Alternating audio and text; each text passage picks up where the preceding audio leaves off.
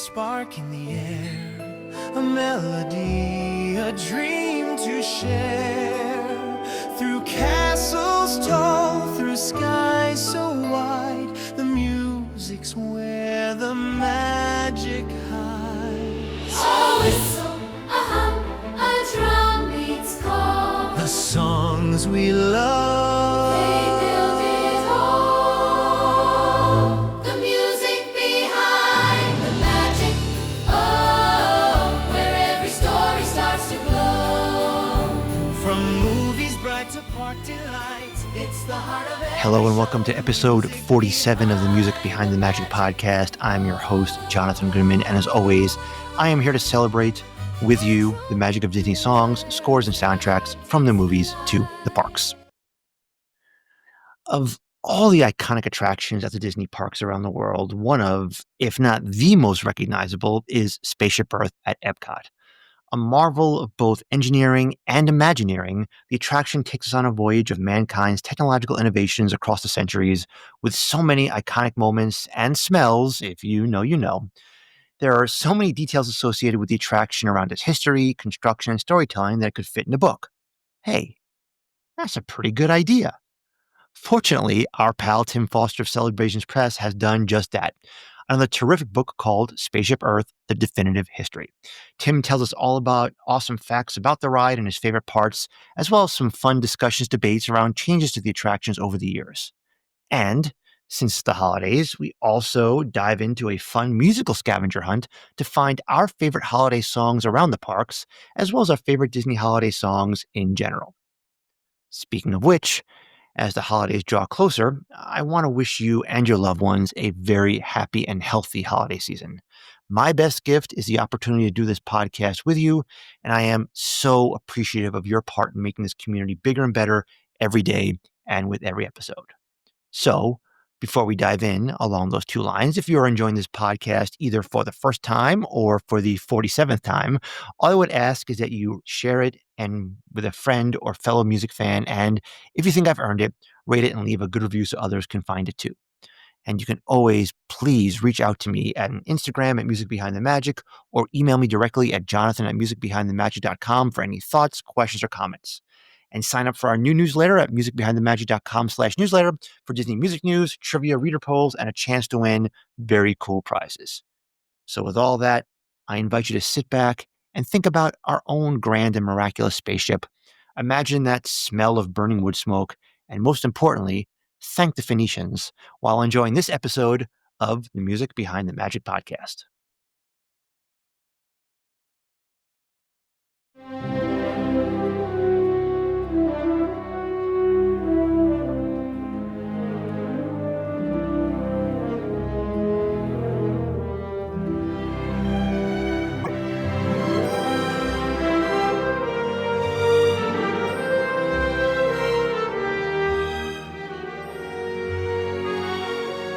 Well, we are delighted, as always, to be joined by our very, very good friend, Tim Foster from Celebrations Press and the Celebrations Disney podcast. We love having Tim on because he always has something cool that Celebrations Press is publishing. And more importantly, he's always down to nerd out about Disney music with me. So, Tim, thanks for hanging out with me today. I got sleigh bells. I got my Santa hat on. I got That my is glockenspiel. I'm ready. It's a wonderful visual. You have some eggnog. You have like a peppermint mocha or an eggnog latte or something? Got eggnog. Actually, I'm not an eggnog person, but Oh, I'll do hot cocoa on this side and a plate of Christmas cookies. I gotta test them because we're gonna do them for Santa, but I gotta make sure they're just so. So I figure a couple plates of test cookies will do it. I think you I'll get it need to ironed. make sure that they are just as good as perfect for the big man. The only way to do that is iterating and making sure each batch is better than the next. That's right. You got to Yeah. try again. And, you have to eat a few extra. I mean, it's all for the good of the big man. And I respect That's that right. about you, Tim. That's right. So last time we chatted, which was too long ago, the It's a Small World Definitive History book just came out. And now you have, just in time, I might add, for the holidays, a new addition to the Definitive History Library. Talk about the latest and greatest. Well, the latest is Spaceship Earth. Oh, boy. Another one, I was going to say another one of my favorite attractions, but that's a long list. But I was always fascinated with Spaceship Earth from every aspect of it, the story of it, the scenes, and the structure itself, and the history. And like so many things, we've talked about this before. This one, it doesn't go back to Walt Disney directly, Yeah. but it does go back to Epcot and Walt Disney's original vision for the city of the future. A lot of stuff with that. So that was interesting to explore too. But yeah, one of my favorite attractions, and we have a fun magical ride through the entire thing and its history. So it was a lot of fun to put together.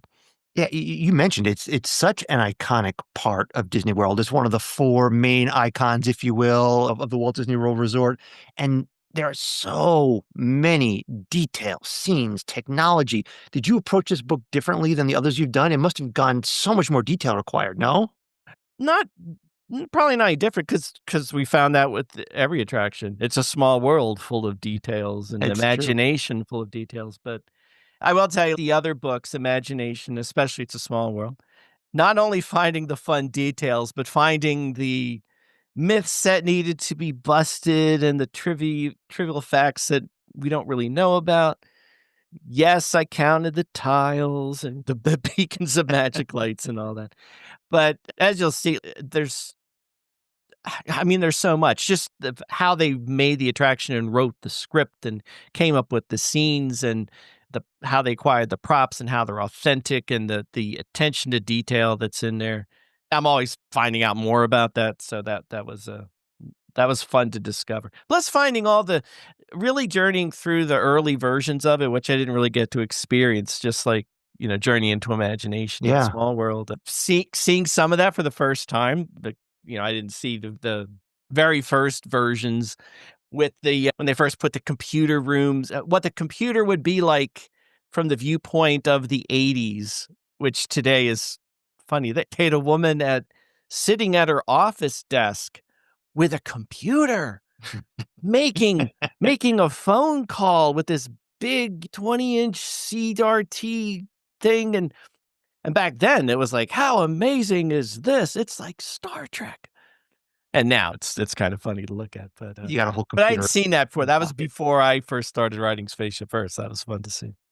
Not to put the cart too far ahead of the horse, you talked about the big mainframe room, and then there's the garage Yeah. computer. I don't actually know the answer to this, and you probably do. Is Uh-oh. that supposed to be Jobs and Wozniak, or is it No. not? No. No, but it is supposed to be a representation I see. of some conglomeration of that.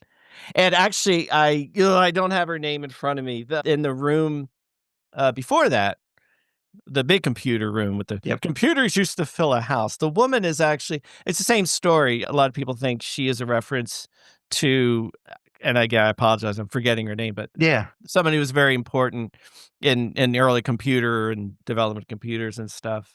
And it's the same thing. It sort of is, but not officially so. And that one I didn't really know about till the book came, and I would make you wait for me to look it up, but it's in the book. Everyone can look it up on the And it's it's type of thing. another good reason to get it. So, what was the main way you did research? Did you actually have to ride the ride numerous times to pick everything up? Like, what was your process for Oh, this? yeah. Yeah. Well, now the funny part is as we're doing these books, and we have some new ones coming out next year, which maybe we'll talk about. I want to hear about that for sure. The question does come up, how long does it put these books together? And knowing we're up to the 3 now, starting with the Journey into Imagination book. And it's a twofold answer. It's on one hand, it takes 6 months or so, because that's how long it takes between the books to put it together. But in actual fact, you could say it's been a 20-year project, because the information that's in there and the photos and all that, we're able to draw from the magazine, and Mm. because we've written about all this stuff so many times in years past. So in a way, that's nice, because there's a lot. It's not just I did this in about a month. We've been working on this for a long, long time through the magazine and articles we've had on, in this case, Spaceship Earth, and the pictures and the history and the various aspects of it. So yeah, a twofold answer: how long it takes. So As you're going through everything, and I'm sure you're uncovering new details and trivia and facts that are all new to you. What are some things that you learned that you didn't know that blew you away? oh man, That's a good question. Well, it was fun to find out more new, but finding out the details of how it was physically built and designed.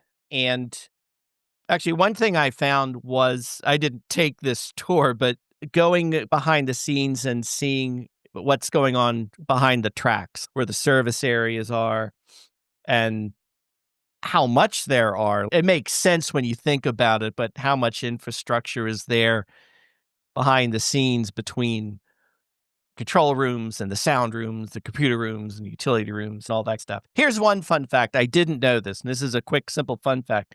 And this is something that you can look at when you're on the attraction. And I haven't been back since to see this, but as you might expect, there's an elevator going up Okay. through the middle of Spaceship Earth. Not that we can ride it, but well, two parts. When you're approaching Spaceship Earth from the outside, you know that silver mirrored pylon that's sitting there? Yes. That's actually the elevator, Get which out. I didn't realize. Yes, that's the bottom floor stop of the elevator, which goes straight up to the top. There is another door for the elevator, and it is in the Islamic scene on the right side where you have the scholars sitting on the ground. Yes, The of course. wall behind them is actually an elevator door, which you open up, and it's like a big service elevator. So you could, if you had the wherewithal, you could open it, get right in, and go for a ride, which I didn't know that was what that was. That was there. So, You could be one of those guys that gets arrested. When you have the I'm guy not that going to get out to it. But that was fun. I didn't know that was there, and now I do. And then there you go. So, but so many fun, the planetarium. Oh, It's and it was one of those rides, and food you're have right. the lights on. Yes. It's like Small World. Yes, so many details, so many Easter eggs, so much amazing history behind it. But Spaceship Earth, when I think about it, between all the technology and the track and all the animatronics and the smells and how the technology on the screens when you have to create your future, it's just so many literally moving pieces, parts. To me, it's amazing to kind of have to pick that all apart. I would just fascinated to see all the work and all the imagineering that went into making that happen. Are you like me? Do you get to the end and you put in, I like to go, I like to travel, I like to go with my pets, Yep. I like to, and as many times as I try and make it a different version, because, I've seen it so many times, I'm always breaking my leg on the ski slope and the computer's picking out my clothes. And I try and mix it up all the time. And I think I've hit a couple ones a few times, but it's funny. No matter what, part of my brain just always picks the same stuff, even when I try not to. Do you It's do that, or is that just a me thing? No, no, no. I always, first of all, I don't go often enough, so I always sometimes forget what I did last time. But there's always some manner of consistency there, and I always travel with my wife and my daughter. And you know what I've noticed that happens?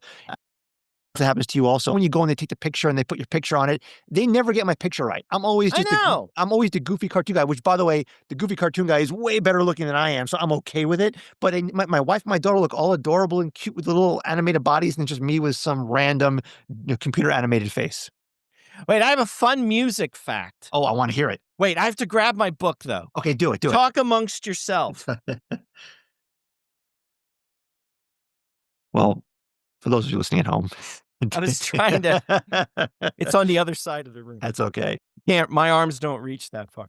No, it's a music thing. So this was interesting too. So but the Jeremy Irons version is my favorite. Okay, that was one of my questions, That but was okay, one of there your you go. questions, You blew up that spot, but that's okay. Now, let me find, where did I put this here? And the music from that version is the one that will make, there's many pieces of music in Walt Disney World that will make me cry, and that Oh. is one of them. Which part specifically? The end.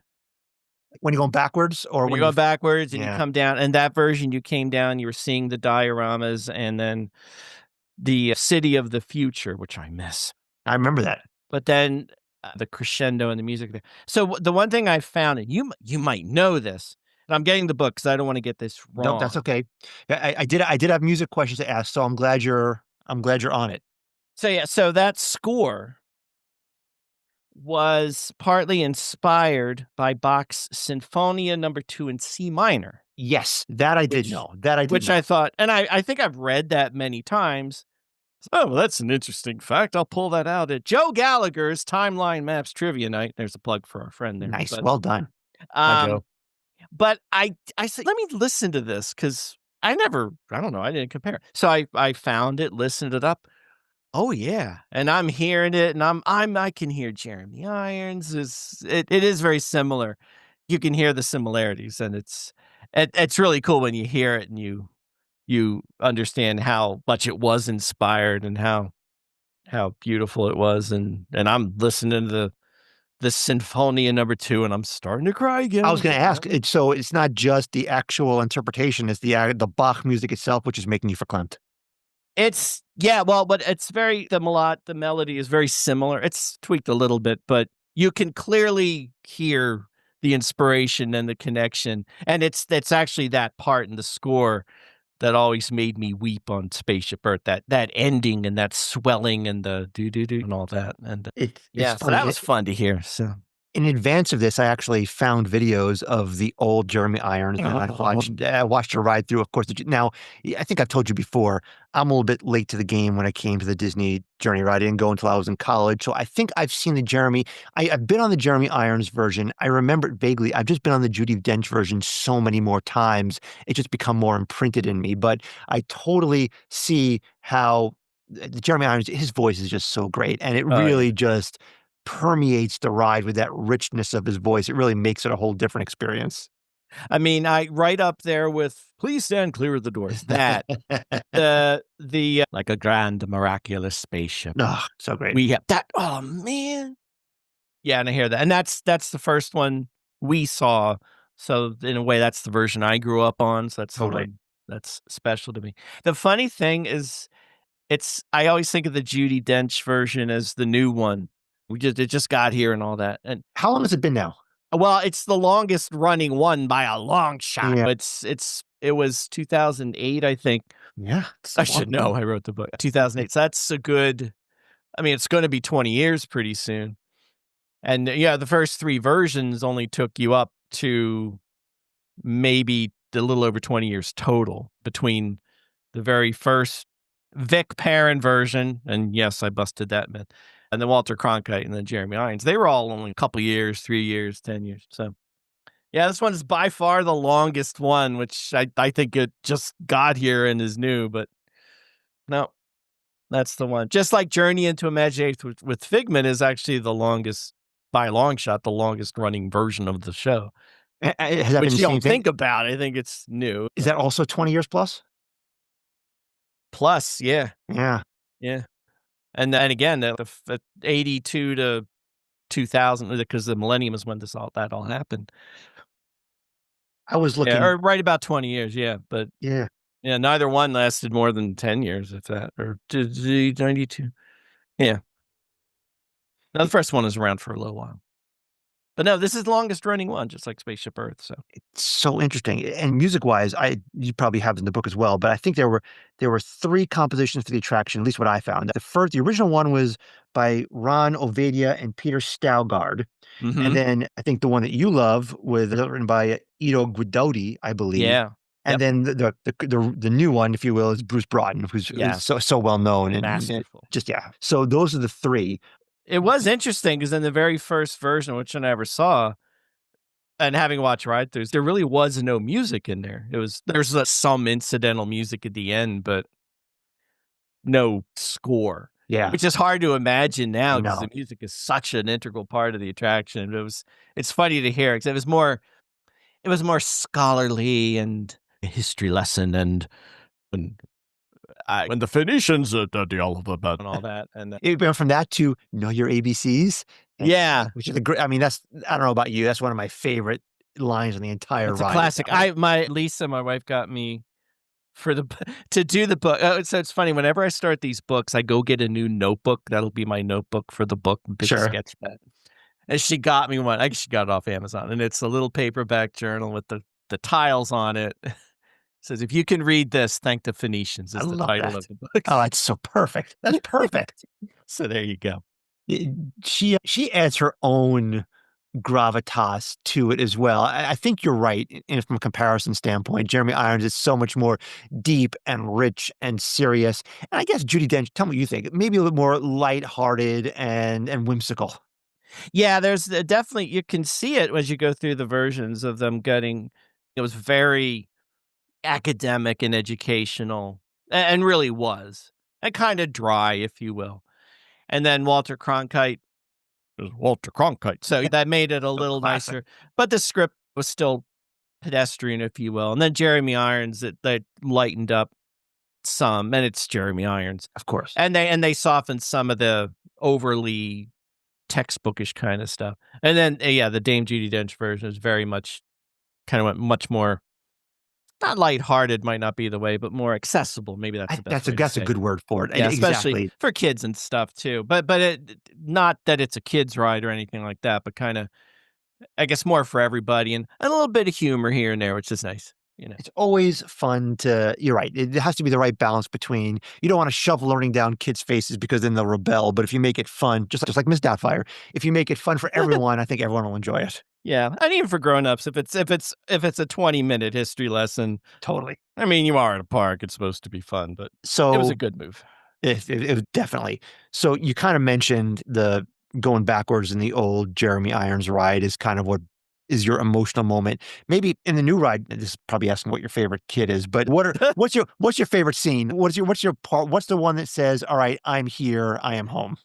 Oh, it's actually kinda easy. I love the Greek scene outside that just because it's so beautiful and the colors are breathtaking and right behind it, the Phoenicians. Now they not toned it down. It's not as extravagant as it was, but the scene not the Phoenician scene so much, which is great, but that little vignette that's on the right side of just a starlit sky over the water, and it's just very peaceful and Yeah. tranquil. So that sequence right there, that's my I'm in Spaceship Earth. Well, actually, I get my I'm in Spaceship Earth moment when I walk up the queue, enter it, and we all love the burning Rome smell that So comes great. It's so later. great. But I also, in a weird way, and it's like that musty water smell in Pirates of the Caribbean. When you go into Spaceship Earth, right into the entrance, you get that metallic, greasy, Yes. mechanical odor because of the mechanics. But to me, that hits me like, I'm in Spaceship Earth. This is so cool. I That hits me too. between that and seeing the big mural, I think Yes. Oh, I that love that one more. that's the 1-2 punch window. Absolutely. People always are gonna talk about the burning smell, which is such a classic thing, but you're Yeah. right. That metallic, oily thing Yeah. is a real thing. They should make that into a candle too. Right? Well, I think if you had that as a candle, you'd be calling someone would call the fire department, like something's going. Now, I have not been on it since they not revamped it, cleaned it up and fixed some things up, and I assume smoothed out the bumpiness in the tracks and things like that. Yeah. So I haven't got to experience and to see if it's actually a little less clunky than it was before. But I was a little. The funny thing is, I was concerned because right when we were going to press, that was a new Spaceship Earth is going to go down for a renovation, That's right. and let's not forget over the pandemic, Spaceship Earth was going to get a major overhaul. I was gonna ask you about that too. Yeah, I remember that Yeah. was the whole plan, right? Yeah, there was gonna be and it actually looked cool. There's some concept art came out, and it was gonna be the same experience, more or less, but with you'd have a light guide, and there was gonna be lights added. I pictured it like Osborne Family Lights, but inside Spaceship Earth. Same scenes, but lit up, and that would have been really cool. That all went by the wayside, and I think at this point, there's no plan, at least anybody knows, to actually do that at some point. But You know, when they said that though, I was a little worried. I made them. It's finished. I just went to press, and the book's gonna come, and it's gonna be a roller coaster or something. Which is it's always a rumor, but it's one of those things, and I would love your thoughts on this, having dove so deep into it. It's been pretty constant for a while, and you kind of It brings you in, much like the Castle of Progress kind of. Well, they actually do a better job of future proofing because if I recall correctly, what's the last thing we see before you go backwards? Is it the personal computer, or is there? I don't remember off the top of my head what the last scene is before you turn around in the stars and go backwards. It's the personal computer. It is. So there's probably room, or maybe there isn't room. Like, if you could wave your magic wand, Tim, what would you add? What would you maybe take away? Well, I tell you what I would add back in. This is the one thing I miss. As much as I love seeing my ineptitude on the ski slopes and how happy my dog is in his automatic kennel, I do miss the vignettes they had at the end Yeah. in the Jeremy Irons version, and where you had the mother and the child and the lullaby and the graduation and that City of the Future, let's not forget, which I think is Yeah. still there just behind a curtain or I something. think that's right. So I think that whole descent was at that, well, in all the previous versions, it was the planetarium was kind of the divider between the past and the future, and your descent was a glimpse or a discussion of things that might come, which is always tricky. We know, witness Carousel of Progress, it's hard to predict the future and not have it look dated in a few years. But Yeah. and actually those vignettes are kind of funny because at the time, and we're talking the 90s, the idea of having a little tablet and your child has a little tablet halfway Yeah. across the world, we can see each other and talk to each other. The What is Jetsons. this The wizardry? Jetsons. Yeah. Yeah, and of course now, and that would be a vignette that would look kind of funny because it's, yeah, big deal, and it was kind of talking about the wonders of things to come. But if they could somehow do that, then obviously there's plenty of room to do it. What goes up must come down. That's the So, truth. as far as the scenes before it, I'm sure if they added one or changed one and it was awesome, I'd love it, but it would definitely be one of those things that would inspire an outrage, no matter which scene it was. Of course. If you wanted to take out the telegraph scene, how dare they changing the magic, So I don't know. As our friend Lou Mangello likes to say, you want to make a Disney fan crazy, change something. I know. Well, I think I told you, or I probably told it on our show. Lou might have told me this. The joke I always tell everyone is if you're lost in the woods and you don't know which way you're going, just stand in the middle of it and say out loud as you can, I heard at the Magic Kingdom they're going to take out on the blank. They're going to take out Peter Pan's flight. You will have hundreds of Disney fans running out of the woods to yell at you, and they'll get you home. That's that's very funny. It's funny, but also probably true. But true. Yeah. Yeah. So what about you? Would you add or take away Yeah, something? I would, It's a tough and you're question. right. It's such a delicate balance because you want to future proof it. I think that maybe adding something after the not Steve Jobs and Wozniak thing into what computers are able to do, robotics, AI, just something that is futuristic beyond our reach enough to be relevant.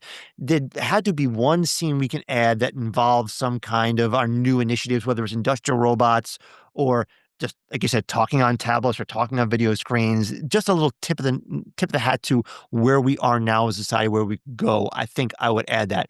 What would I take away at risk of inciting a riot and infuriating the fan base? I say it's perfect as it is, but you can't take away the printing press. You can't take away the shag carpet and the space landing. I I think everything has its place. Oh, go ahead. Go ahead. No. You go. I have one controversial take, but you go first. No, I want to hear the controversial take first. Maybe because it's not the animatronic and not as additive, maybe you take away the goofy coordinated Neanderthals poking sticks at the woolly mammoth. Is that crazy? Oh, the very first scene? Yeah. Yeah, that's crazy. Yeah. What are you going to put there? I don't know. Make an animatronic woolly mammoth or something. Make it like consistent. I think you're literally on the wall there, though. I don't think you are. Look, I'm not saying it's easy. I'm just saying anything there. Well, you know what? Like we always say on our show, the engineering, that's down the hall. That's their problem. It's true. Make her happen. So The one things that I do love, and one is kind of a small thing that just makes me happy, just as it is now in terms of favorite parts. I love the dude pounding the papyrus. I don't know why, but Oh, everyone. I just think it's great. It's just so great.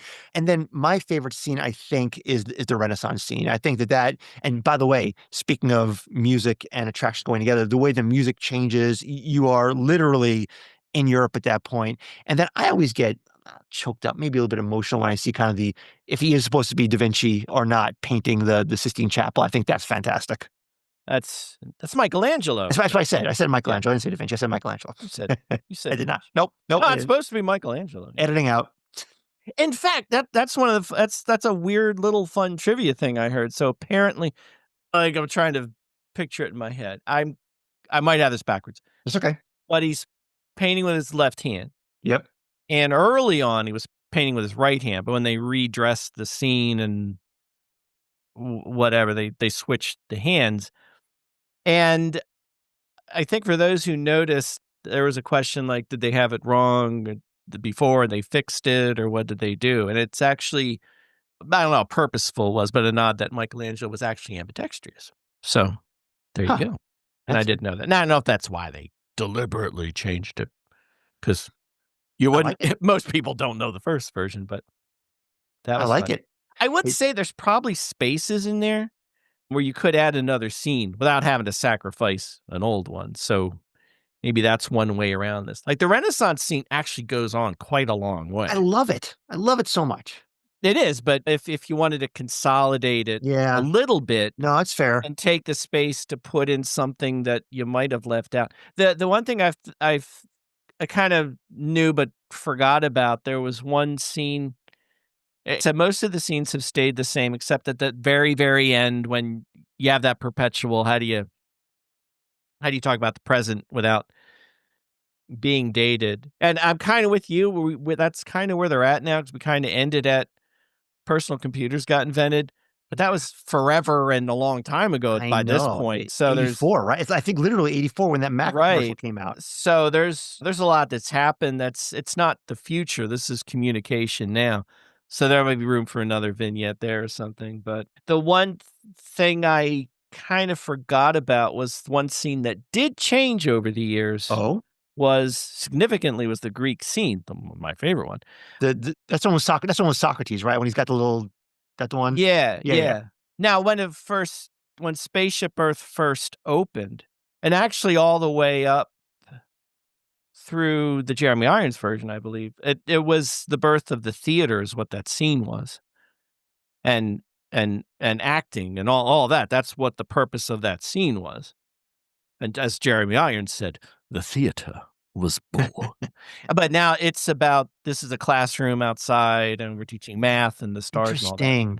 So yeah, sure, it changed vibes there, which makes Totally sense. But now you're kind of missing the dawn of creative storytelling, and that's kind of missing right now. So It's to get to what the Renaissance before we talk about creativity. I just had when you said that, and I never put two and two together. I had the flashback to the first time I wrote it with the Jeremy Irons, and I totally remember that. Yeah. It was something I buried deep in my subconscious because all I remember is Socrates with his little device doing the Right. Socratic method Now, to the yeah. fascinated students of mathematics. That's so interesting. Yeah, but back then they had masks on, and I wrote it. There's a whole. It's actually a real play. It's Oedipus or something that they read, and I have the whole script and all that. So attention to detail. It's good for you, and Yeah.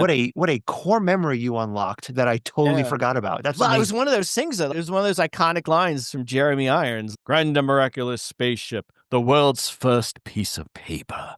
The theater was born. That was one of the big lines. And then at the end, on this, our Spaceship Earth. That's one thing I miss on the new one a little bit, because the timing in the Jeremy Irons version, when you got to the planetarium, was impeccable. You got Yeah. out of the data tunnel on this, our Spaceship Earth, and you turned right then and you saw it, boom. And now it kind of happens earlier, a little late. Lollygags. Yeah. Yeah, and it might not be as dramatic as it was when Jeremy Irons was doing it. But yeah, Jeremy Irons had that timing down. He's quite a good actor. Yeah, he's done some things. He's done some things. Yeah, He was Scar. I was about to say Scar. I'm just trying. He's been in so much stuff. He was also, by the way, for those Batman fans, he was also Alfred. He was a good Alfred. Oh, that's right. Yeah. He was a good Alfred, I think. He was very well cast as Alfred. I'm a Marvel guy, but yeah. As am I. As am I. But if you're gonna recast Alfred, if you can't have Michael Caine, I think Jeremy Irons is a pretty good Oh, yeah. substitution. Yeah. He's the best. He's the best. What do you think, or have you been to the Geo 82 Bar and Lounge? What are your thoughts about kind of No, I can't wait to go. No, we actually haven't been there in a while, as it turns out. Or you're not there for a little amount of time, and all of a Yeah, sudden yeah. it's like forever. So no, I haven't been there since probably last time might have been soft opening, but we didn't get in. But I'm all about it. Had never gotten the chance to be in the lounge when it was the executive lounge for AT&T and Siemens and all that, because I don't work for AT&T. For sure. But no, it'd be really cool. I've obviously seen the pictures and all of that, and it looks. If I were designing a Spaceship Earth lounge, that's what it would look like. So I too am excited Yeah. to give it a try. And I think it's adults only, which is what it is, which is fine. But yeah, all the shapes, all the geometric shapes. I think the drinks are also similarly cool looking. Definitely something I at some point would like to try. I just want to look out that window. You know, The right? view. Oh Oh, my goodness. I've looked up at that window many a time, but never got to look out from the other side. So so awesome. So I guess when is the book coming out? How can people Uh, order it? well, it's available on our website, celebrationspress.com. It is on pre-order right now, but as we were recording this, the hope is I will be getting them about a week or so. And the intent is, yes, if you would like to order for Christmas, barring a disaster like a boat makes a U-turn in the ocean or something like that, we should be fine, even if it means I have to expedite it for you at my expense, which I am happy to do. So if anybody is interested in that and is hoping that for Christmas, go ahead. Feel free to reach out to us, send us an email, let us know what your plans are, because we're working feverishly and got everything poised to box everything up, and we should be okay for the holidays. So Excellent. Yes, celebrationspress.com. Order it. And I guess, how does it compare page wise? Is it bigger than the other book because there's so much more to cover, or is it kind of on a par? no, actually, they're pretty much identical. The series, 3 strong now, 3 books. They're pretty much the same size, and that's purposeful because you can put them up on your bookshelf, and they go so well together. So They are beautiful as a set. They are beautiful on their own, and they're particularly beautiful as Christmas or holiday gifts for that Disney fan in your life. and here's the funny part, and I will tease this now. I'm pretty sure this is happening. The next book in the series is going to be Drum roll. The Jungle Cruise. Oh, Mhm. oh, With designs on perhaps Tower of Terror for the fall next year. So I know that will stay make tuned. some people from Celebrations podcast very, Yes, very happy. I can imagine they're going to be very delighted. But the fun part with this books, and it started with the Journey into Imagination book, which unfortunately is sold out. But we might be having a soft cover version coming out very shortly, so stay tuned. I'm in the middle of Excellent. experiments with that, so that might help. I feel bad it's sold out because people still ask me about it. But when I went to do these, even with each book, even with the Jungle Cruise, I've started because these books are 140 something pages, Yeah.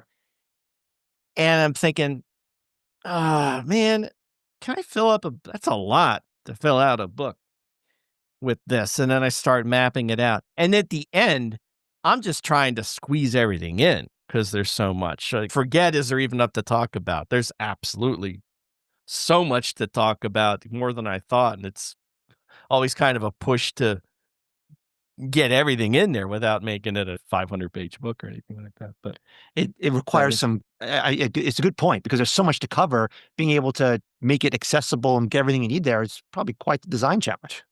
yeah, and you might, and I'm one who maybe not have thought that going into it, Yeah. but no, which makes it even more fun to put together. And yeah, as doing the artwork and all is just as much fun as writing it, and I get to flex my 3D muscles, which is great. So I'm so excited to get it. I now so- can make a pentangus dodecahedron with my 3D with 11,700 or however many tiles there are. But so that's a number that's burnt. I did the math. That's a number that's burned into your head now, isn't it? Well, yeah, it's funny because I know there's the whole thing of how many tiles are theoretically on it and then how many are actually on it because of legs and things like that. And then I thought it was one of those things. I've seen the number everywhere, and that's the internet. So I've learned to not be 100% trusting of the internet.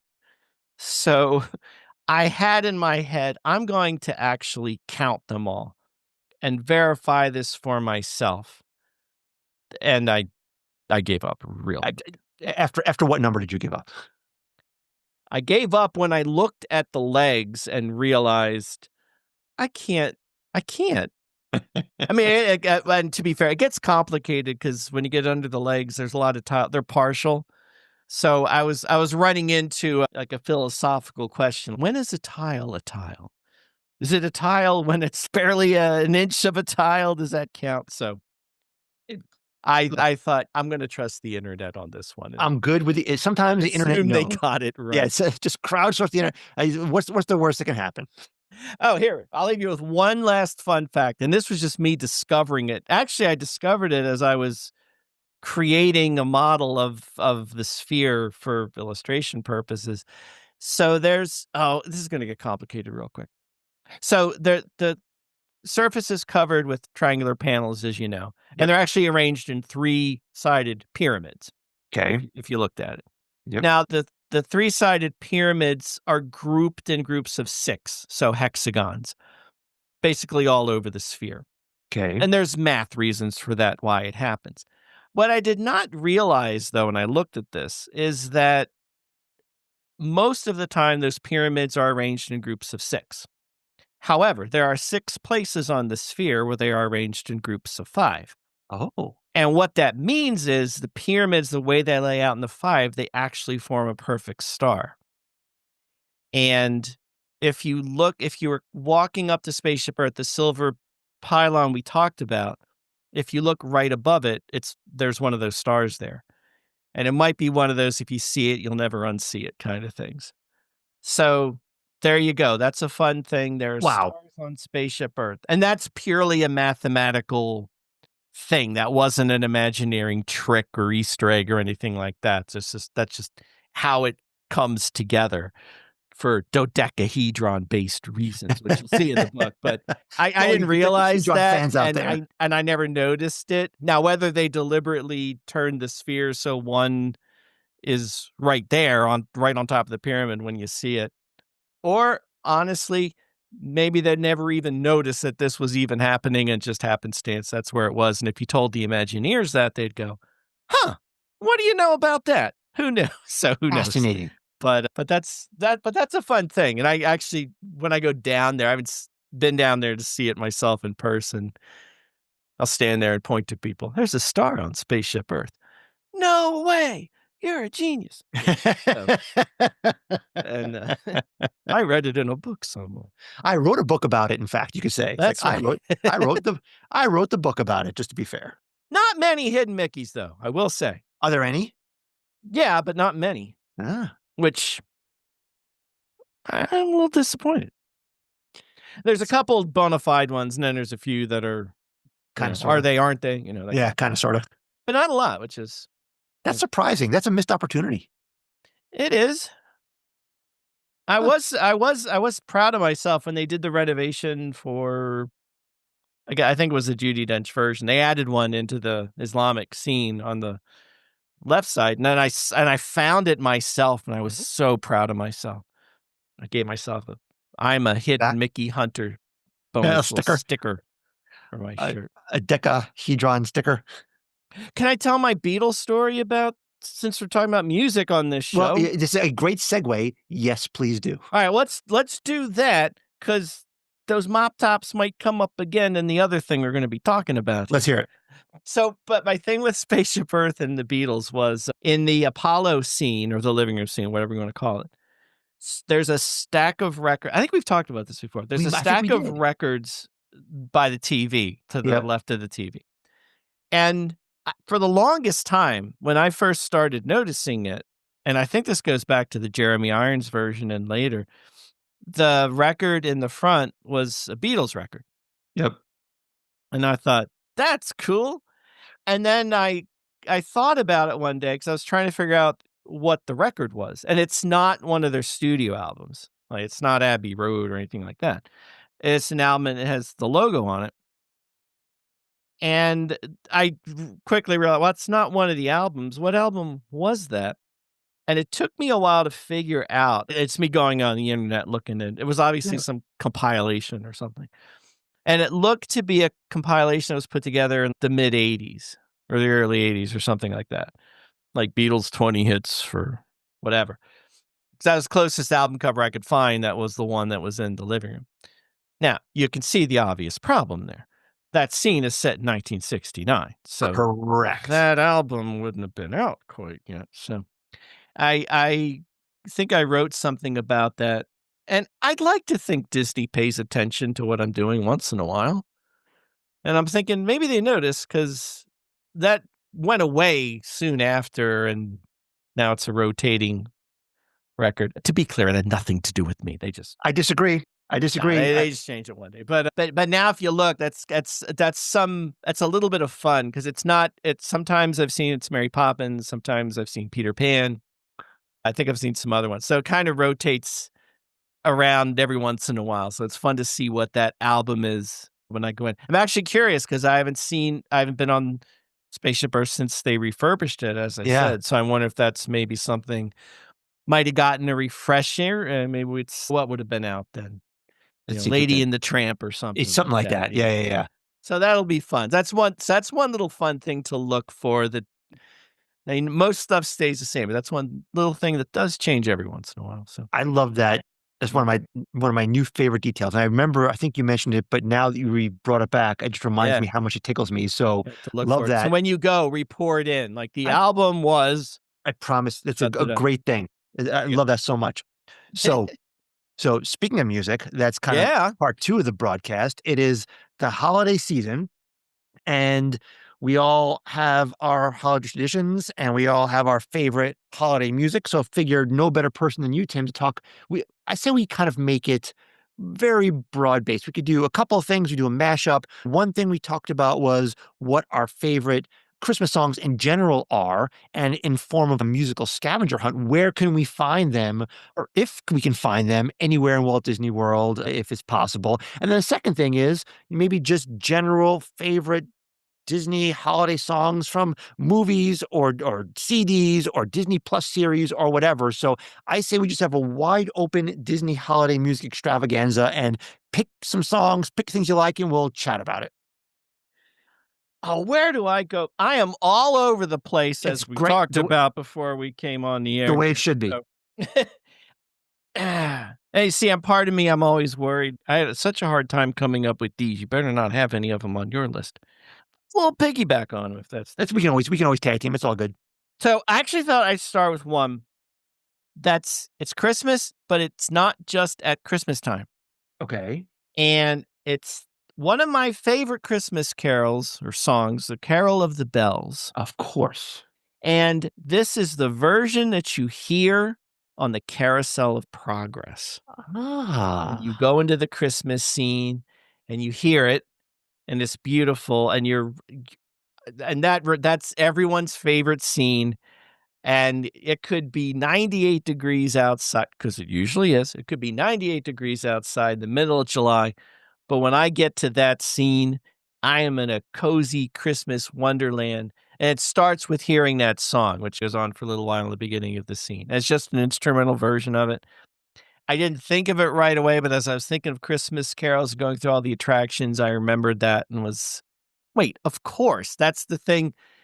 Short of going to ye old Christmas shop to get Christmas 365 days a year, Carousel of Progress is the other place where it's Christmas all year long. Thanks to that song. So I thought that'd be a simple one to start with. That is a great way to start. I will give you one that's also, full disclosure, I have not seen it live, but I've read about it, and so I know it's at this particular place. So what is Christmas without the Nutcracker Suite, right? Incredible music, so evocative. I love going to watch Nutcracker because I will always fall asleep in the second half, and I always get a good little nap. And I can't even do it anymore because my wife just keeps elbowing me in the ribs whenever I see it. There's something about the Dance of the Sugar Plum Fairies that will knock me out. But I do love the music, and I think there are a couple of places. Now, have you been to Jollywood Nights? Have you been, No, or have regretfully, no. We've Yeah, been there at Christmas, but I haven't gotten to the actual event myself. But. and neither have I. I think this is year 2 of it. It's supposed to be great, and I think the whole vibe, Tim, is the whole old era of Hollywood, Tinseltown, jazz type of atmosphere, which is so cool. And there's the Holidays in Hollywood show is kind of their big show. And they do a instrumental called The Banded Nutcracker, which is a big band version of the Nutcracker Suite. And I particularly love that because on a non-Disney note, my favorite version of that song is the Brian Setzer Orchestra. They do the complete Nutcracker Oh. Suite in all swing big band, and that is one of my favorite things. So when I heard it's actually streaming now, you can check out. They released 2 songs from the Holidays in Hollywood show. One is the theme song, the second is the band Nutcracker. It's different enough, but I just love the big band jazz version of A Christmas Carol. I think it's so cool. Well, now I got to go to Jollywood Night. Oh, you have to. I didn't know that about the Brian Setzer Orchestra. Oh, Really? Tim, one of the Oh, great I got to Christmas see that. Oh, one of the great Christmas albums is the Brian Setzer Orchestra Christmas album. Putting Again, that on my list. not Disney related, No, but, no. he's one of my favorite guitarists. I think he's a phenomenal musician. And the album, hold on, I'll look it up while we do this. But yeah, he actually has more than one Christmas album of just swing hits. Yeah, it's called Boogie Woogie Santa Claus is the name of the album, and it is fantastic. I didn't see. Now I had no idea. Wow. So stream that. It is just talk about the highest levels of musicianship. It is phenomenal. So anyway, just put on your list. Hey, even back in Stray Cat Strut days, I was blown So away good. by this. So Blown away good. by him. Oh, unbelievable. Since you like to come on our podcast and cheat, What? actually, you're not really guilty. I'm of not that. a cheat. I am a rule follower. I'm going to cheat. Okay, you cheat. No, I don't know if this is cheating, and we can both talk about this. You gonna take up a whole park? Is that what you're gonna do? Pretty much. Go So, ahead. and the big one, by the way. So, Do it. no, one thing being of a certain age, we are.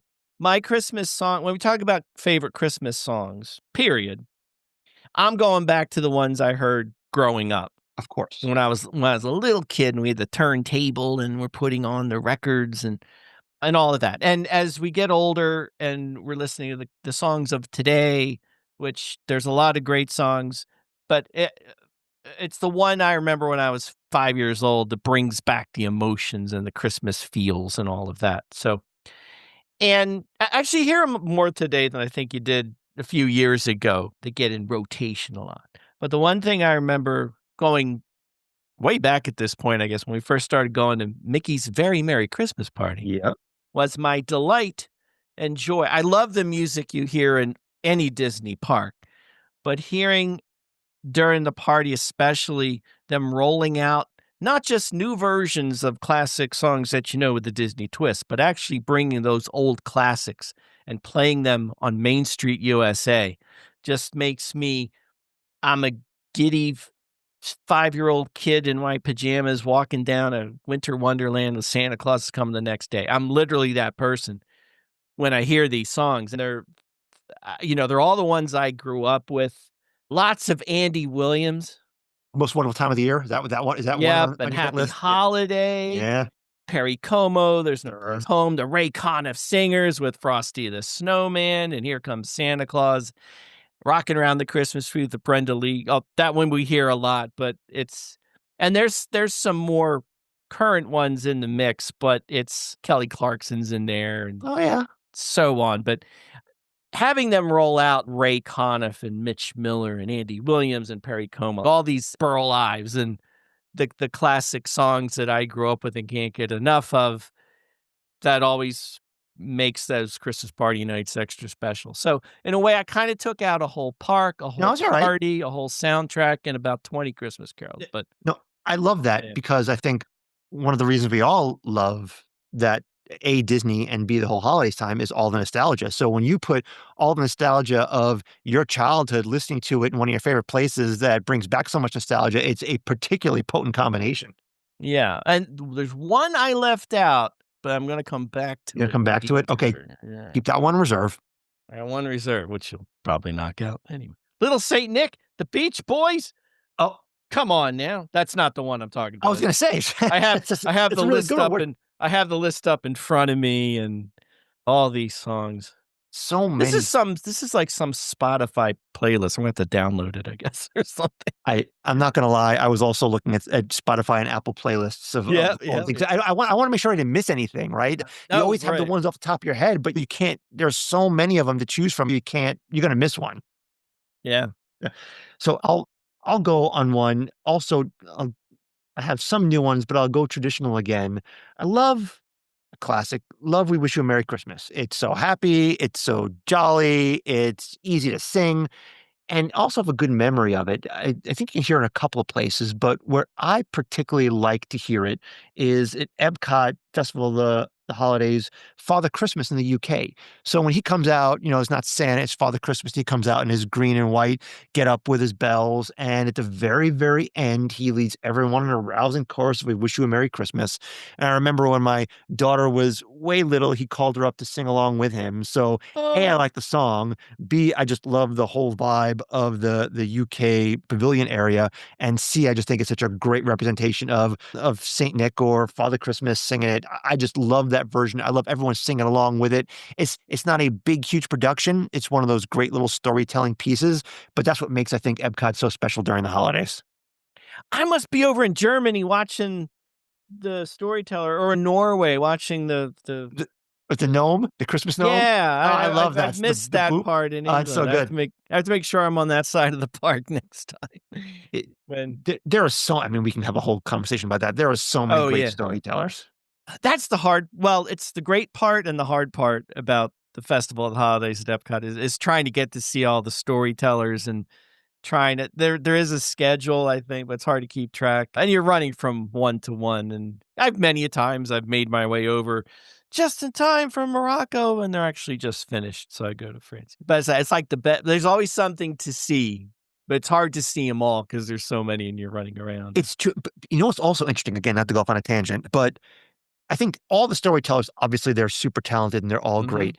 But there are some who are so good that you are completely immersed. Like, no, that is in fact La Befana in Italy. It's not some actress playing it. She is actually La Befana. Yeah. We saw one and she was just captivating. Oh, do you have a favorite pavilion showcase For the storytelling?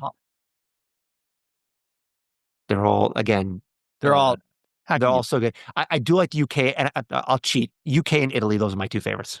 There you go. Yeah. You? Well, I kind of gave away Norway. Yeah. And everyone else. Yeah, it's impossible. Yeah, I know. I like that Japan. You know what? Japan and China and Morocco, they're fun, but they're interesting because they're not Christmas. It's how they celebrate holidays at that time of year, and I find that really fascinating to hear that. And then kind of Japan's the one I always gravitate to. But I have one of those on my list. and the story. Spoiler alert, one of those is on my list. Yeah. Well, then I won't go any further. No, you're okay. You're good. You're good. You didn't hit it yet. You're good. That wasn't You're even good. my next thing. You're good. But, all right. What do you got? I'll get this out of the way. So I I mentioned there was one song I didn't mention in the Very Merry Christmas lineup, and I feel compelled to just give it a shout out. But Please. speaking of Beatles, that McCartney kid put a Christmas song out, and I bring this up because when I first. And we're talking about "Wonderful Christmas Time" by Paul McCartney. Of course, So of course. I wanted to talk about that in particular because it's kind of a funny story. Now, if the eternal Beatles question is Lennon or McCartney. Yep. I'm going to ask you, and if you say this could be our friendship, so that was pressure. I have an opinion, but you go first. No. I want to hear what yours. Whether it's Lennon or McCartney. Lennon or McCartney, and it's funny. It's just a question. Yep. Lennon or McCartney. No explanation. Just okay. Okay. So the lawyer cop out answer is one can never be the same without the other. But gun to my head, Lennon. Okay, we're friends. Okay. So anyway, no, but I love everybody. But I'm a of course. Guy. So obviously, "Happy Christmas" is my favorite song. Yeah. And then, but then I started hearing the Paul McCartney song. It came out, I think, 1980 when it came out or thereabouts. And I will tell you, the first many times I heard it, the only thing I could think of was Paul turning to Linda and going, "Thank you for the synthesizer for Christmas, because I'm going to hit every single button on this thing." So true, by the way. It's so And it true. drove me crazy for a while, but I've got kind of fond of it, and now it's kind of in my wheelhouse. And the last few times we've been to Very Merry Christmas Party, it might be my imagination, but I swear that song was in power rotation the whole time we were there. Really? Every time I turned around, boom, boom, boom, boom, boom, boom, boom, boom. Every time I turned around, there's Paul singing over down the streets of Main Street, USA. So I just wanted to point that out. And I also wanted to give the song some love because I think it's kind of trendy these days to diss on that song and kind of throw it some shade. But I'm giving it some love because it's a Christmas song. It's Beetle Paul. It's innocent. It's sweet. It's kids singing. It's great. And it's got synthesizers. How can you go wrong with it? Ultimately, I think you're right. Ultimately, it's a happy song. It's a happy, jolly song. My wife loves that song. It's one of her favorites. There you go. I am in the Tim camp, which is, I mean, who are we kidding? Is it like a masterpiece? No, but has it withstood the test of time? Yeah, it has. I will take. So speaking of that, I know George Harrison has a song called Ding Dong. That's his Christmas song. Yep. Ding dong. And it's the reviewer at the time said something. I think John's was first, and then Paul's was second, then George came out with his. And the review went, "It was always a dream of the Beatles to write, the individual Beatles, to write a perennial Christmas classic." And John nailed it with Happy Christmas, War is Over. And Paul got close enough for honor with Christmas Time. George, Ding Dong, boing, no cigar, and not even close. That's what the review said. That wasn't really fair.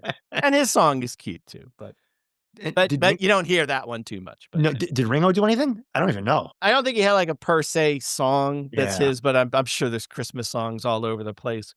And he's the one you think would have the Christmas song because Totally. he's Ringo, Yeah. that would be right there. So Peace and love. Peace and love. peace and love, yes. So Uh, great love for Paul McCartney on Main Street, USA, making those synthesizers bounce. I never even knew he was on. I never knew he was on the playlist. Oh yeah, when you go, now it's one of those things. Now you'll not hear it when you go down there. I love that. I love There you that so much. What a great. And by the way, I'm glad we're aligned on Lennon too. We can definitely still be friends.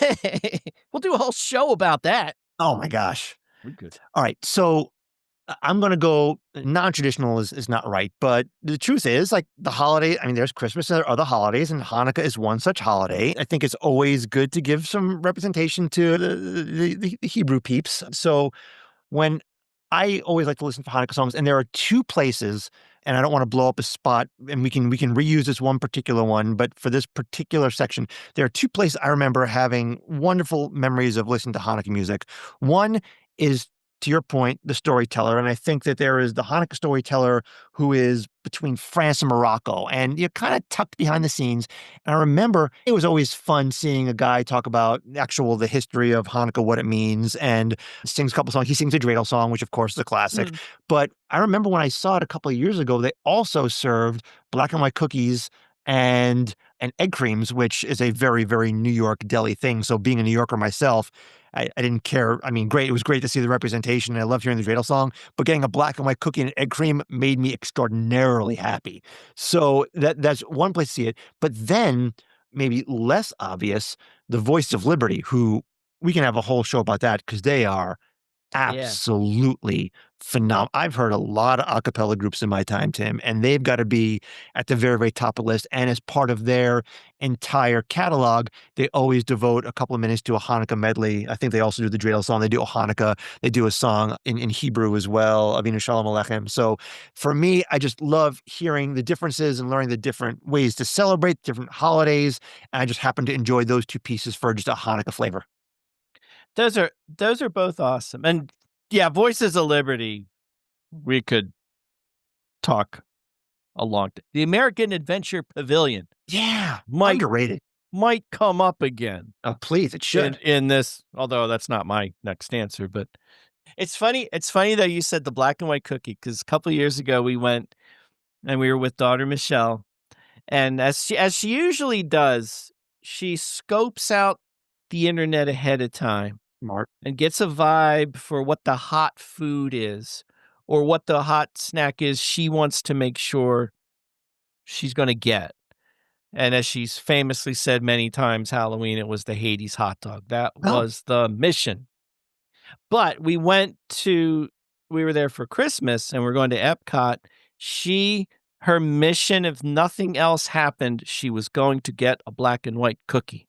Mm-mm. It's funny you said that because we went and we stood in line and we actually went over to the stage where the storytellers, they weren't doing their thing, but we're doing, well, she's doing all the Instagram photos of the cookie with when the lights and all that. So it's funny you said that. Well, I mean, Brought back again, a great memory. Yeah. I agree. And just black and white cookies are the greatest. And I don't know if that was an egg cream. It just, I was a 10-year-old boy in Bensonhurst again. It made me very, very happy. I love it. I love it. Oh, goodness me. Well, I had thrown out the idea of maybe going to the movies once in a while. Yes, of course. So I'm going to go to the movies here. And I'm repaying the favor because you brought this up on one of our shows recently. Okay. So I'm going to go out on the third planet closest to the Oh, sun. nice. There's a special celebration and it sounds quite fun. So this, I wish this would get played on the radio more and be part of the go-to Christmas mix for everybody, but I don't know what Christmas is from Guardians of the Galaxy. The Christmas special is one of my new all-time favorite Christmas songs. And I said, you brought that up in the last time. And it's not the only song there. What's the other one? I blipped away from my... Here it is, Christmas time. And I sing this to my full confession. I sing this to my cat when I pick him up and it's time to go to bed. When we were born, we were swaddled and suckled, whispered to, fussed over, tickled and cuddled. So I always sing that to him when we go up to sleep. But yeah, I agree. What a wonderful, underrated madcap. Actually, we talked about it, and also it is in the new edition of Celebrations magazine. That's where it was. Yep. Yes. Yes. I knew you brought it up before. That's where I was responsible for it. Yes. In fact, that's right. I thought it was on a show. It was in the magazine. And I was delighted when I saw you write about it because that's one of my all-times. In fact, that show is coming up in my Christmas viewing rotation very soon. I might have to move it up to the top of the list. So I didn't know this too until I was looking this up. This was done by a group called the Old 97s, which is an actual group. Yep. This isn't just made for the show. So that was fun to know. I might have to go get their, and they have a Christmas album with that. Here it is. Christmas time is on there. So might need to pick that up. I will throw one other thing that says nothing other than it's in Guardians of the Galaxy. Yep. Christmas special. But talking about one of my all-time favorite Christmas songs, and it's a weird one, and not everybody is on board with me with this one, including some members of my family who scream whenever this song comes on the radio. But Christmas Wrapping by the Waitresses is one of my favorite Christmas songs. Oh, and that's now I can tell you might be on the other side of this. This might strain our relationship, Tim. You're out on Christmas Wrapping. So I think it's okay if it was half the length of the song. I could handle it. It goes on too long, and that's when I start. Yeah, I will tell you, and I'm agreeing with you because I sometimes make handmade Christmas cards for my family with, art and all that stuff on it. That's what I do. So somebody in our family does not like that song. And we talk about this all the time. So I made them a Christmas card, which started out being something else. But when you open it up, it's the waitresses and they're saying, Merry Christmas, Merry Christmas. To your point, and I know this is why it drives them crazy too, just like you, I took the entire left-hand panel when you open up the card, Merry Christmas, but I think it's the time to share Merry Christmas. I filled up the whole thing because, that does. Okay, well, let's just admit that is genius. And it's something that I would also do on the other side of the equation. So tip of the cap, sir. But I lean into that. Yes, I'm aware it gets quite repetitive at the end, but I like the waitresses anyway. So I will also say, however, the dun dun dun dun dun dun, it's a happy part. You can't not be happy when you hear that part. Your feet. You have to tap your feet then, Absolutely right? true. Oh, that is And fantastic. cranberry sauce and look what I forgot, or whatever she says, but good stuff. Anyway. But to your point about, Guardians of the Galaxy and music, and again, this could be a whole other thing, but James Gunn is so amazing at curating music. He's like got a special gift, as great of a director as he is, and a writer, and he's great at both. The way he uses music, and it's music that we know and love, and uses it in just the right ways. He knows exactly the right buttons to push. He is phenomenal. It really is a gift that he has. Actually, look, because there's a lot more songs in there that we could have talked about. I think those are the songs as Yeah, opposed to that's right. The music that background goes songs. with the sequence. But I was looking at clips. I couldn't remember like where Christmas wrapping was. So I was trying to find it. But I'm hearing all the other scenes in the music and all that. But the concerts at the beginning and the end, that just those two make it with Kevin Bacon Oh my God, so singing good. that song when you're cuddled, and I gotta get the words right. I always mess up the words, and I do that. I start the words, I don't know what they are, so they make up my own. We sniggle and snuggle and swarfle and cuddle, and I'll just make them up because I don't know what they are, but it's fun. All right, now you got me. I think literally I'm going to watch it tonight because it's one of those things where we're all Marvel fans, so I love it. But I think my wife and my daughter like it too. And again, what is it, 30 minutes or so? It's easy to watch, and it's Yeah. fun, and it's subversive, and I just love it. It's such a great call. Such a great call. And I will give you, and I'm a sucker for this, and I cry at everything. You know this. I'm the This same is way what you I are. am. That I bawl like a baby at the end of that. Oh, Can I spoil it? Are we spoiling? Are we past I spoiled spoiling? the magazine. You spoil it for absolutely. People, All if you right. haven't watched it, stop now. Stop. Pause. No, but when And go. Manus tells Peter that I can't even right now. I'm getting all welled up. You know It's what a I'm beautiful talking scene. about? That I know moment. I'm your sister, and it's I wonderful. lose it. It's because he needs a family, and he has Mhm. a family that he always wanted his own biological family. He had the family that they found And him. her too. Yeah, and her No, too. that's They find each other. They're related. They're able to make everything at Christmas. It's a Christmas miracle. the great's Christmas gift of all. So Then good. there's Drax getting his little green man. That's a good time. Oh, Yeah. that's so much to talk about. Anyway. so good. Yes. All right, we have time for one or two more. So I'm also going to go.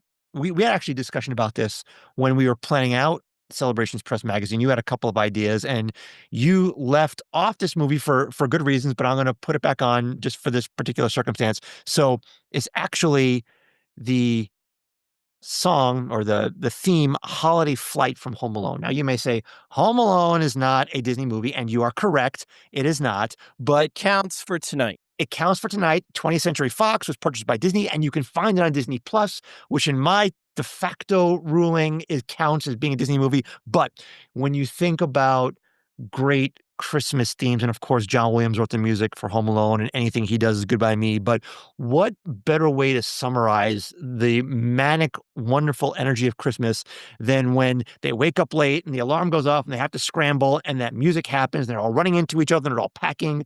And I just think it is such a wonderful representation of the manic energy and the wonderful disaster that Christmas can be. I think John Williams nailed it with that particular theme.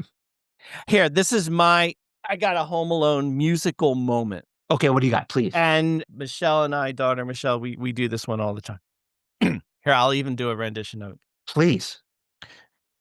Do do do do do do do do do do. And we do the motions. We do it. We get a comb and we're like Oh, good singing for it. you. Oh, what? Yeah, well, we do that whole thing. Do you It's do that? funny when you hear it on the radio, like the real song, and it goes on. Because it must fade out before they get to, because it gets crazy at the end of the real song. It's awesome, but yeah, I think either you lose it in Home Alone, or by the time they get to that part, he's committing felonies and stealing groceries and doing whatever he's doing. So you kind of lose it, but we both love. We walk all Christmas. Do do do do do. Do you slap the aftershave on your face too? No, that would be cliche. I will say this: best scream in cinematic history. Yes. The Yes. tarantula Oh, and yes. Agreed. Which one's Marv? Which one's Hare? Marv is the dumb one, I Daniel think, right? Stern. Yeah, Yeah, Daniel Stern. when he gets the tarantula, that's the best scream in the history of cinematic adventure. No matter, it's funny because no matter how many times you watch those two get the crap kicked out of them, it's always funny. Like my wife will just cackle uncontrollably, and of course I have to also because pratfalls and slapstick are funny, and that is such a great representation of it. That scream, it's right up there with Christmas Vacation and Squirrel. That That's scream. They're that's so both good. 1 and 2. They're both. All right, Tim, Is it my turn? Your it's turn. your turn. Bring us home. This will be the last one for the night. Oh, I got 2. Well, Okay, get two. Do I'm two. cheating. Yes. I got one that I want to do, and I got one I promised that I would do for Lisa because she wanted me to I mention. love it. Do both. I I'll love do it. the one for me. Hold on, let me pull up my page here. Here we go. So I'm going back to Epcot. I'm not doing Festival of the Holidays and Story Tales. I'm going to go back in time a little bit to the Okay. days of Illuminations, Reflections of Earth. Oh, look at you go. And I'm going to that holiday tag that they would do during Christmas. Did you ever get the chance to see this? I think I did, but it was a long time ago. Long time ago. Yeah, Well, a long time ago. it's been a long time. But that I loved Illuminations anyway. But when you put that holiday tag on there, it was the most astounding fireworks show I'd ever seen. And the holiday tag brought out all those Christmas feels. And the song that was playing in the background was Let There Be Peace on Earth, which I think it changed how it was performed. But the versions I saw, the later versions, performed by a children's choir, just Mm. and the whole lake is silent because you have Walter Cronkite in the beginning when they started this. During this glorious time of year, there was one message that rings out. Oh, that voice. And there's no fireworks going off right now, so it's so quiet, and the music is going. It's very gentle. And then little fireworks start coming off. They introduce all the pavilions, and they light up, and you get Merry Christmas in all the languages. And then more fireworks in the sky than I've ever seen in my life at the end. But that song that played, that was just for Illuminations, Reflections of Earth, the holiday tag, Let There Be Peace on Earth, was a beautiful piece of music. And that was already filled with some of the most beautiful music, I will say, that Disney ever made. So I love that. that's And mine. I want to see who wrote it. Do you know who wrote it? It does not say. Let's see. It says somewhere. Let me see here. I'm gonna look it up. Illuminations. I'm looking right Hold now. on, we're hitting the Google. Yeah, the Googles. Let There Be Peace on Earth was written by Vince Gill, What? Jenny Gill, Huh. Vince Gill. Is that true? That's not true. The country guy? No, I think there's a song called "Let There Be Peace on Earth" by someone else. Wait, if I put Epcot, that'll narrow it down. That should do it. That'll narrow it down. No, the internet needs to help us out. I'm not finding who wrote it. We need to tribute whoever wrote it because Trivia. It'll be a good trivia question. All right, we'll look it up and I'll put leave it out there. We'll include it in the next time we chat here. All I see is Walter Cronkite, and I know he didn't write it, so we'll keep looking. All right, we'll keep looking. All right, so but that is a great, Beautiful. Yeah, but one of my what a wonderful call. That is a great call. Yeah. Do you want to do my second one? And I want you to. I want Lisa to have her representation. All right, Lisa, come on up. No, I have to do it myself. Okay, here we go. So she wanted me to make sure I mentioned in the Magic Kingdom. Yes. And this might be a very Merry Christmas Party exclusive, and I actually don't think it is happening this year, but she loved to go to Tomorrowland and see the Collective Five performing. And when you write this down, 5 is spelled number 5, I-V-E. So get that right. That's okay. Good to know. So this, if you don't know who this is This took place, there's that, what's it called? The theater open area little thing they have where most of which time nothing's happening, but during party hours they have DJs there and doing little dance parties and things like that. So for several years during Very Merry Christmas Party, you had the Collective Five. And they're basically, I think they're five, and it's a boy band. It's Boy band. Backstreet Boys and that kind of thing. And they rocked, and people would go there and they would dance and stuff. Now, for Lisa, NSYNC, Backstreet Boys, that is her wheelhouse. She loved these guys. So we would go listen there. There's no videos of me or her dancing, so don't get. Are you sure? I am 100% positive. Michelle didn't secretly record you guys doing it? If I were dancing, she might have, but Cousin Eddie said in vacation, I don't swim, Clark. So it's totally fair. That doesn't work. But they had, I don't know if these songs were original to them. Season of Love, Hands Up, He Knows When You're Sleeping. But they ended up with a song called Merry Christmas and got the crowd going and everybody sings along. And those who had the wherewithal would get up and dance. And you could see it from the TTA too, which was fun. And that's probably, I think, where we first experienced that on one of our many rides on the TTA. We're circling around the theater and they come out.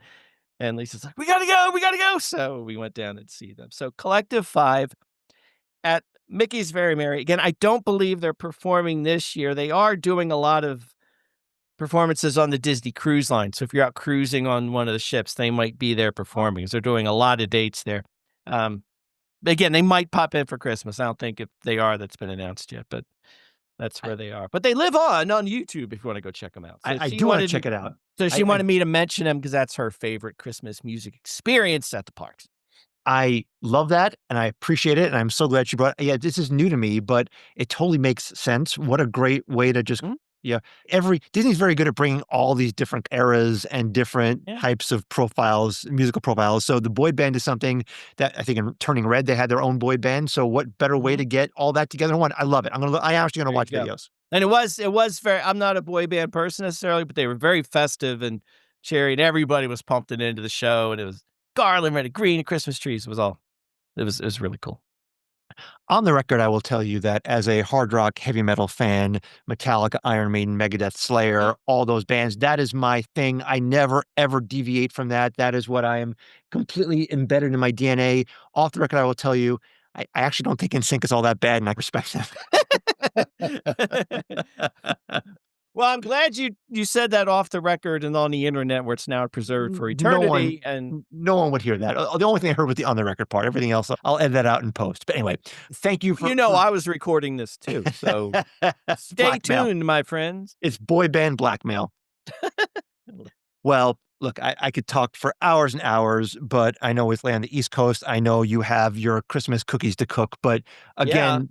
Tim, how can people find you? How can they follow you? And one more time, how they can get the book. Visit us over on celebrationspress.com, and you'll find everything there, including the magazine. Don't forget the magazine, which you mentioned because you had an awesome article about Christmas movies in there. That being the winter issue, which you could pick up as well. And don't forget, you are always on our podcast, so check our podcast out too at Celebrations Disney Podcast. Technical mishaps notwithstanding in the last week or two, but we're going to fix those. But that's always a good time, so you can hear me give Jonathan a hard time instead of Jonathan giving me a hard time. You're better at it than I am. So I will say, and another reason I love Lisa so much, she always comes to my defense, which I really, really appreciate. That's right. Now there's no one. I'm just wailing on you here. It's all good. That's how I know you kid because you care. I respect that. I care. That's right. That's right. But yes, celebrationspress.com, order the book. I will put all that in the show notes as well. A great Christmas gift. Tim, always a pleasure. If I don't talk to you before, have a wonderful Merry Christmas, Happy New Year, and I'll talk to you again real soon. And thank you as always for joining. And Golden Ticket, whenever you have something to talk about, you are always welcome on. Sounds good. And Merry Christmas to everyone out there as well. And we'll get some more shenanigans going next year. Look forward. Talk to you soon. Yep.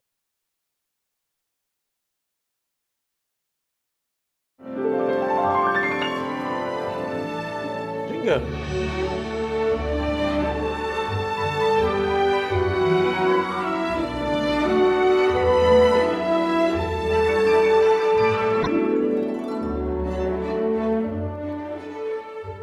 Thank you again, and as always, to Tim Foster for joining us. It is always such a pleasure to have him on and to learn all about the amazing stuff that he's doing in Celebrations Press, sharing such great stories, and of course, having fun musical debates and discussions as well. So, as he mentioned, you can now pre-order the Spaceship Earth Definitive History book. It's going to be shipping very, very soon. He told me to mention, and I'll put this in the show notes too, if you would like it to try to get it in time for the holidays, email him at subscriptions@celebrationpress.com.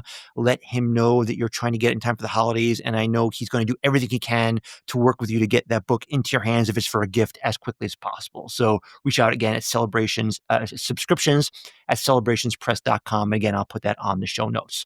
So with that, on to Disney music news for this week. And at the top of this segment, I played a new theme, and there's actually a really, really cool story behind that. So it was just a press release that from March 29th, 2026, guests arriving on Adventure Way, and this is the former Walt Disney Studios at Disneyland Paris, Adventure Way in Disney Adventure World will be welcomed by an original soundtrack specifically created for this particular promenade by composer Philippe Rombi.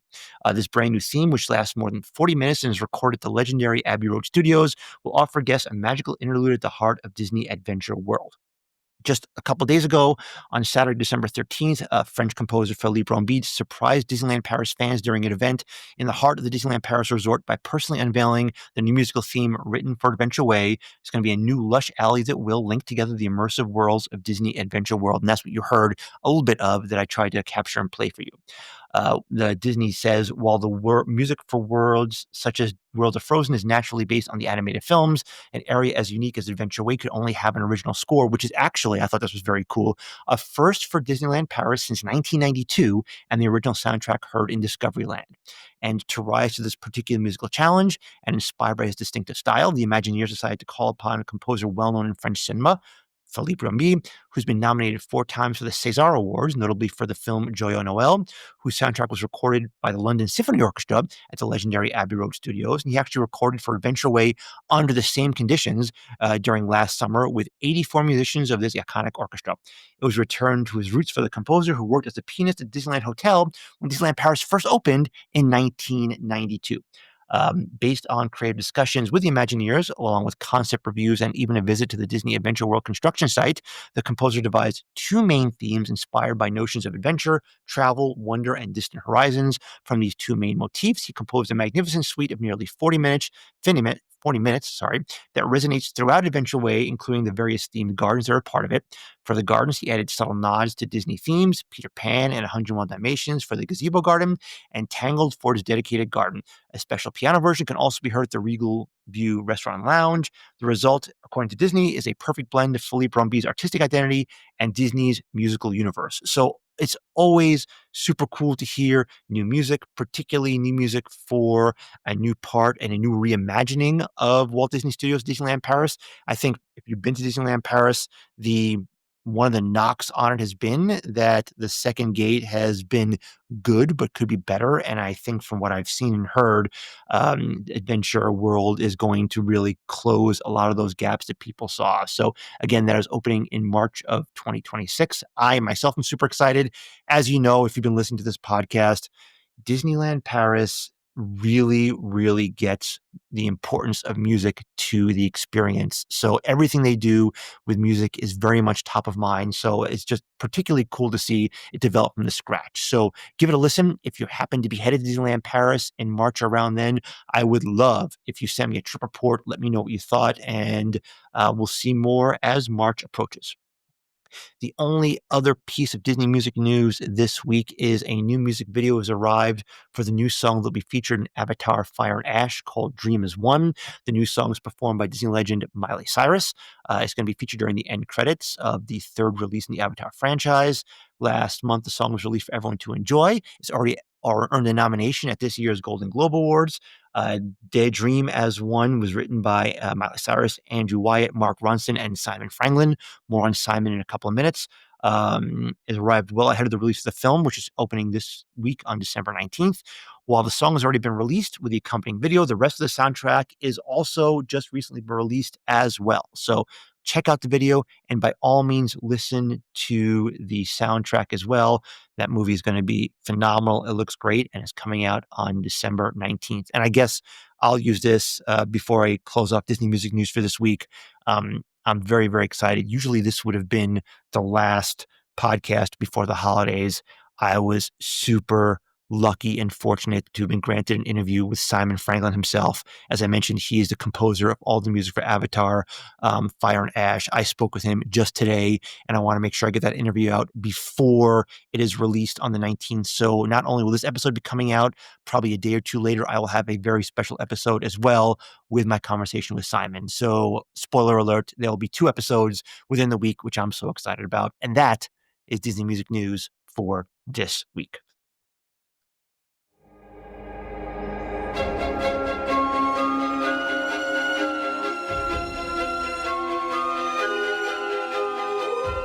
Well, that's it for Disney Music News for this particular episode, but not yet for this week. Thank you again, Tim Foster.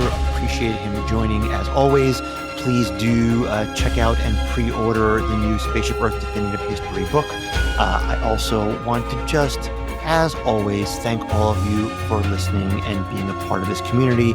I know it's a hectic time with the holidays coming up. You're all shopping and getting ready to cook and buying presents. So the fact that you're taking any time at all to listen to this podcast and be a part of this community means the world to me. So thank you so much. As I mentioned, I have one more episode coming up this week before you're done with me for a year. So please keep an eye open for another episode. But until that next one, the next day or two, you all have a wonderful holiday season and, of course, a magical and musical day.